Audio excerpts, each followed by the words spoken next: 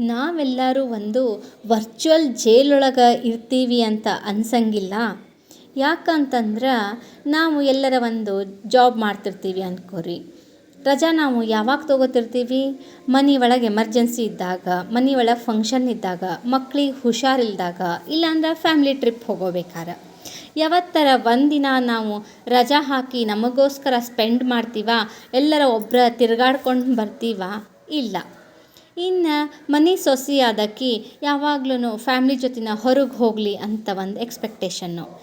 ಇನ್ನು ಹೆಂಡತಿ ಯಾವಾಗಲೂ ಗಂಡನ ಜೊತೆನ ಹೊರಗೆ ತಿರುಗಾಡಲಿ ಅಂತ ಅವ್ರದ್ದು ಎಕ್ಸ್ಪೆಕ್ಟೇಷನ್ನು.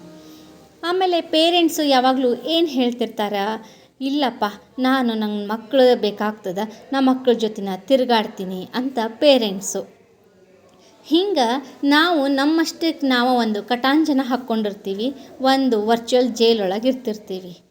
ಇದರ ಬದಲು ಯಾಕೆ ನಾವು ಇಂಡಿಪೆಂಡೆಂಟಾಗಿ ಆರಾಮಾಗಿ ಹೊರಗೆ ತಿರುಗಾಡ್ಕೊಂಡು ಬರಬಾರ್ದು? ಹಿಂಗೆ ತಿರುಗಾಡ್ಕೊಂಡು ಬರೋದ್ರಿಂದ ನಿಮಗೆ ಇಂಡಿಪೆಂಡೆಂಟ್ ಫೀಲ್ ಅನ್ನಿಸ್ತದ, ಒಂದು ಧೈರ್ಯ ಬರ್ತದ, ಒಂದು ಖುಷಿ ಅನ್ನಿಸ್ತದ, ಫ್ರೀ ಬರ್ಡ್ ಅನ್ನೋ ಫೀಲ್ ಬರ್ತಿರ್ತದ. ಹಾಗಾಗಿ ನೀವು ಆರಾಮಾಗಿ ನಿಮ್ಮಷ್ಟಕ್ಕೆ ನೀವು ಟೈಮ್ ಸ್ಪೆಂಡ್ ಮಾಡಿಕೊಂಡು ಒಂದು ರೌಂಡ್ ಹೊರಗೆ ತಿರುಗಾಡ್ಕೊಂಡು ಬರ್ರಿ. ಹೆಂಗೆ ಅನ್ನಿಸ್ತದ ಅನ್ನೋದು ಕಮೆಂಟ್ ಬಾಕ್ಸ್ನಾಗ ಕಳಿಸ್ರಿ. ಖರೆ ಹೌದಿಲ್ಲ ಮತ್ತೆ?